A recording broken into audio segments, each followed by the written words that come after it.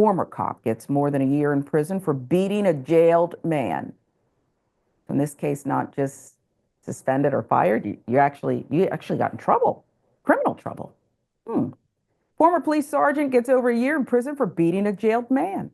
Former Alabama police sergeant sentenced to over a year in federal prison with nearly 2 years of supervised release after pleading guilty in August to beating a man in a jail cell.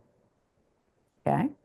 This was a civil rights violation investigated by the FBI. Do you see what needs to happen every time? You cannot leave it to the local jurisdictions where everybody knows your name and you go to the bar together and say, cheers. You got to let the feds do it. Now, who knows what will be pursued under an incoming administration, but this is why you got to take it out of local hands. Prosecuted by the Justice Department Civil Rights Division. So the local cops could have done it too, right? Either you committed a crime or you didn't. Is beating someone a crime? A jailed man? I think that's open and shut.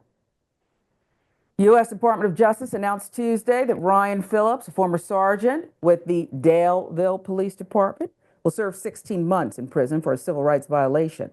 That assault happened March 1, 2022, according to court records. Associated Press via ABC News with the details. In the plea agreement, Phillips confirmed that after an argument with a man in custody, he entered a cell, struck the man multiple times about the chest, back, and face.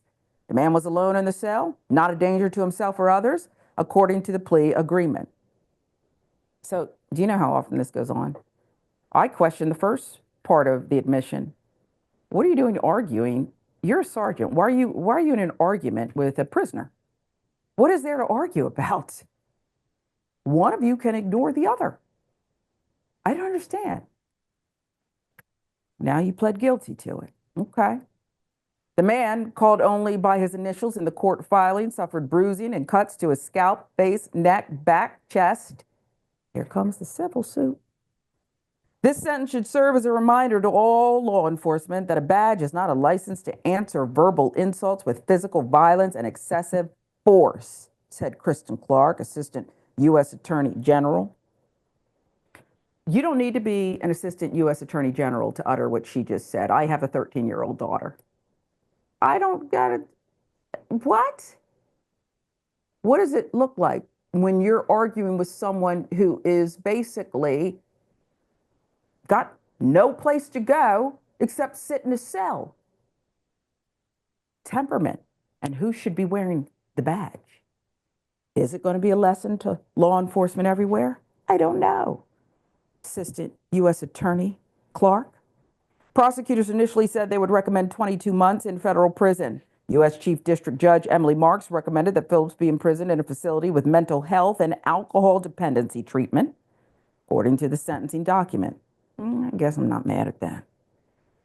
Acting U.S. Attorney Kevin Davidson for the Middle District of Alabama emphasized the broader impact of Phillips' actions. Phillips' assault not only violated the victim's constitutional rights, his crime also dishonored his profession, Davidson said. The purpose of this prosecution is not merely to punish Phillips for losing his composure and unlawfully beating an arrestee.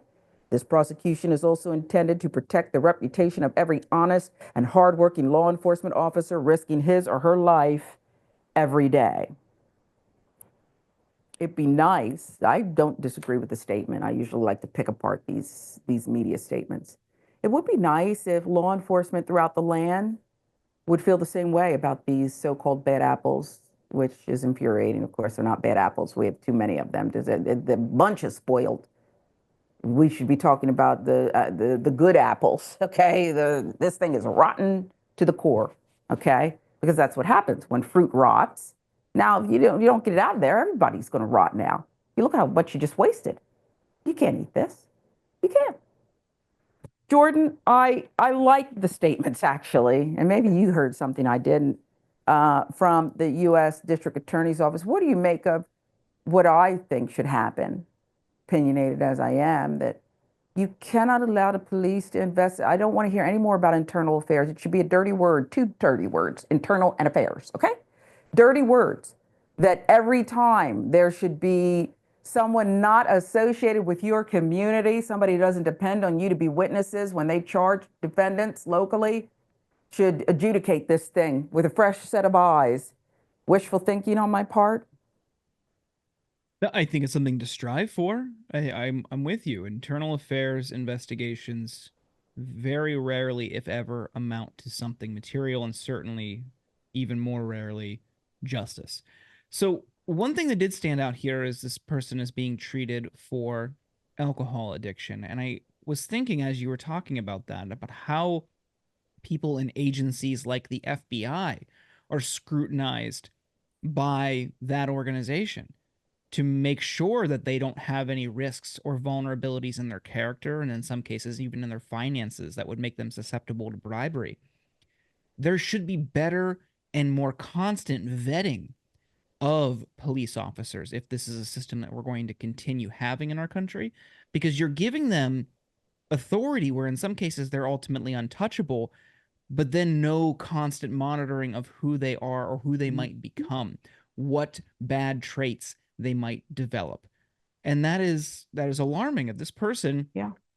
abused somebody, beat somebody in a cell in part because they were an alcoholic, that person shouldn't have had that power, that authority to begin with. So constant monitoring and vetting and analysis of their character in an ongoing basis is one of the many steps that we could take to help eliminate police brutality in this country. Yeah.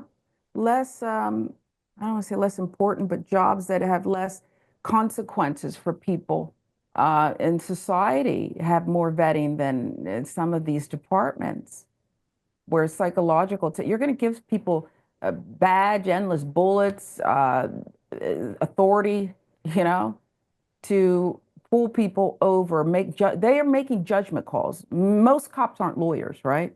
So they're deciding what is probable cause and how far they can go and all of that.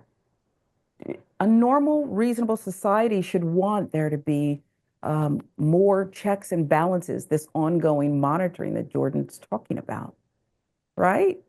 Just like, you have to, here in Georgia, I have to get an admissions test. Now, I think it's a money grab, but it's only $20 only in this economy before I can get my tag renewed. And driving's a privilege, not a right. So can we not just, they want to make sure that my car is roadworthy or else they won't renew your tags and then you're illegal. I don't understand what's this fight, Jordan, to keep the necessary, the obvious from happening, from evolving. What is the blockage here? Is it the powerful police unions and the like? I'm not understanding. Yeah, I mean, I think with most industries, and especially with police, they're going to fight regulation, oversight, control. And the police unions operate in a totally different way than any other organized labor sector or organization. They protect themselves and protect against any scrutiny. And they've worked, over the years in various capacities. They've created systems and protocols that allow them to get their story straight in incidents where a police officer kills somebody, where they can muddy the waters or in some cases outright lie.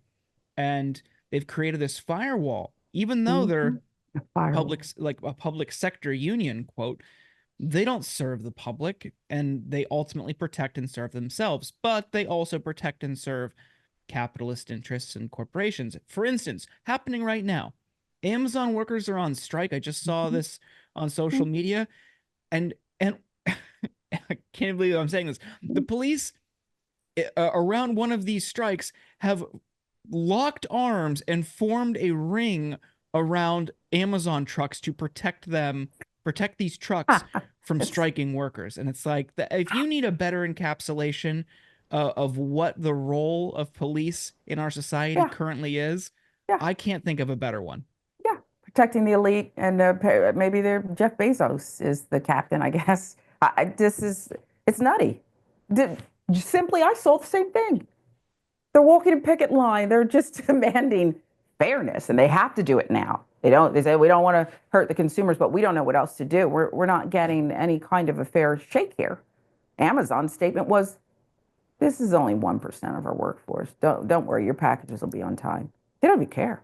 And now this police element, you're right. Who do you work for? Serve and protect who is the question.